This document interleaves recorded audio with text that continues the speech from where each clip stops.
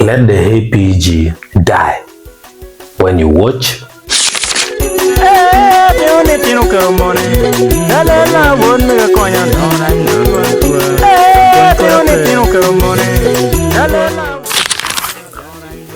from hope to near death, the complete history, tensions, and timeline of the Acholi Parliamentary Group from 1989 to 2026.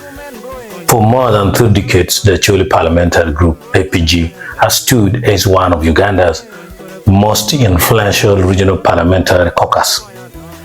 Formed in a time of conflict, it was built on unity. It survived war, displacement, and political transition. Yet, by 2024-26, internal features had pushed it to what many observers describe as near institutional death.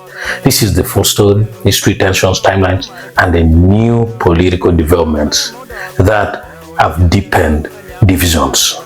1989, birthed during crisis, the Acholi Parliamentary Group was formed in 1989 during the National Resistance Council (NRC) era.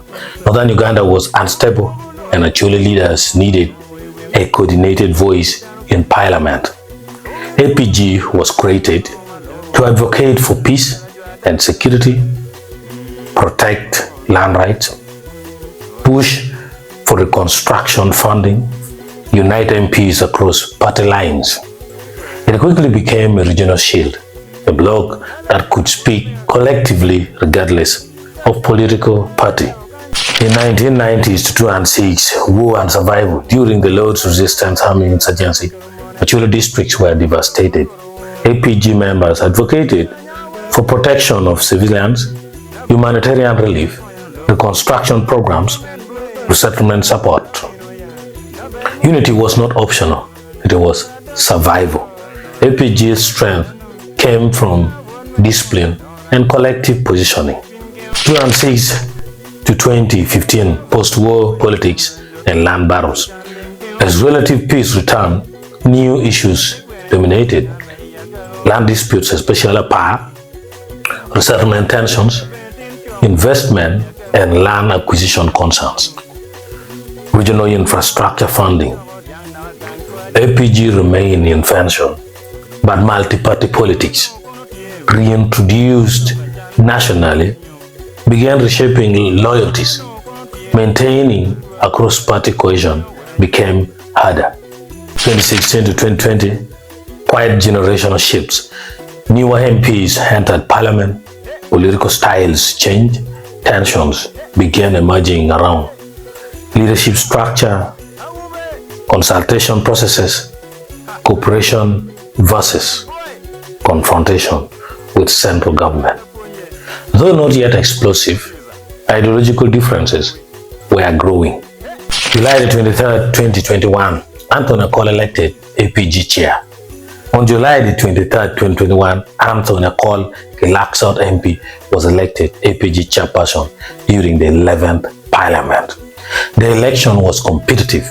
While legitimate, it revealed early factional alignments. Major issues facing APG at the time included cattle compensation, land conflicts apart, balalo grazing disputes, youth unemployment. Expectations were high. Unity, however, was becoming fragile. 2022 to 2023, rising internal friction. Disagreements intensified over handling of compensation advocacy, engagement strategy with the executive, internal transparency. Some MPs felt leadership leaned too close to government. Others urged cooperation was necessary for development gains. Trust weakened. February 14 to 16, 2024, parallel election crisis. Between February 14 to 16, 2024, a faction of MPs reportedly elected Jonam, a Gago North MP, as new APG chairperson. On February 19, 2024, Acholi rejected the election, citing lack of quorum and procedural violations. For the first time since 1989, APG had 2 competing chairpersons. This marked the most serious fracture in its history. April 24, 2024, Norbert Mao's interim role. On April 24, 2024, reports indicated that Norbert Mao, Minister of Justice and Democratic Party President, was appointed interim APG chairperson in an attempt to stabilize the caucus. Instead of healing divisions, this added complexity. A court faction, Mao interim arrangement. Institutional uncertainty deepened. 2026, new political shockwaves.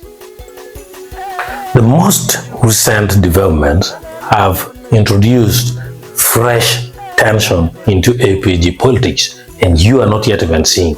After winning the Pejlaro MP race, following his victory in the Pejlaro Parliamentary race 2026, Norbert Mao publicly stated that he would bring together respected Acholi figures such as Olaro Tunu and Chief Justice Owindolo to help restore unity within the region.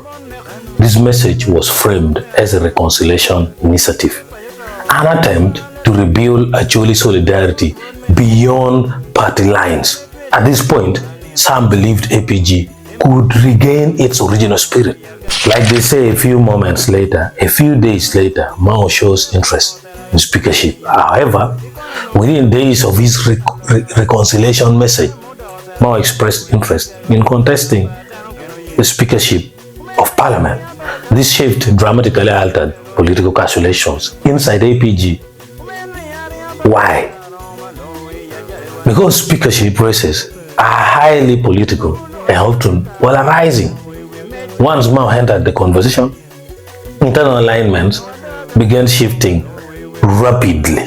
The endorsement shock Acholi, Ricky, and Mapinduzi. Soon after, Anton Acholi, APG chair, Vice Chair Ricky, that is the chairperson of Acholi Parliamentary Group, leadership figure, and MP Mapinduzi reportedly set a controversial precedent.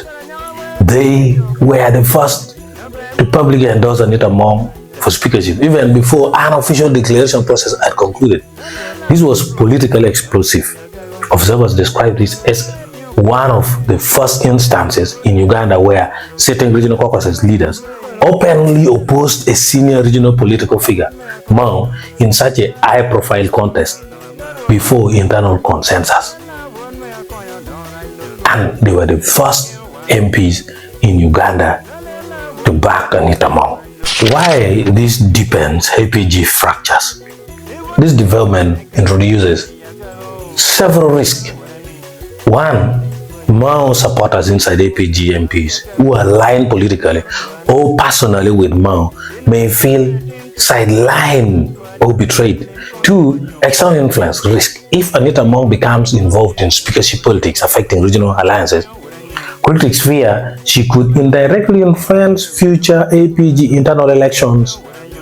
Three, loyalty splits. APG could now face alignment lines based on Mao loyalists among aligned MPs and neutral bloc. Future leadership elections, upcoming APG leadership contests could become proxies for national speakership politics. The pattern, repeated institutional fragility. Looking across the timeline, 1989 formed in unity, 1990s to two hands, strength during war and recovery, 2021 competitive leadership election, February 2024 dual chairperson crisis, April 2024 interim leadership complication, 2026 speakership alignment shock. Each stage shows increasing internal fragmentation. From hope to near death, APG was born in crisis but united. It survived insurgency, displacement, and political reform. Yet internal division, not external war, now threatens its cohesion. The recent speakership endorsements may mark a new phase, a shift from ideological disagreement to strategic factionalization tied to national power contest. If unity is not rebuilt, APG risks losing its bargaining strength, becoming divided along personality lines, allowing external political forces to shape internal outcomes. From its full formation in 1989 to the speakership-related fractures of 2026, the Acholi Parliamentary Group stands at a decisive crossroads. Its survival will depend on whether regional solidarity can once again outweigh political ambition. And here is a message to Acholi elites. Let the APG die when you watch and you think history will forget you.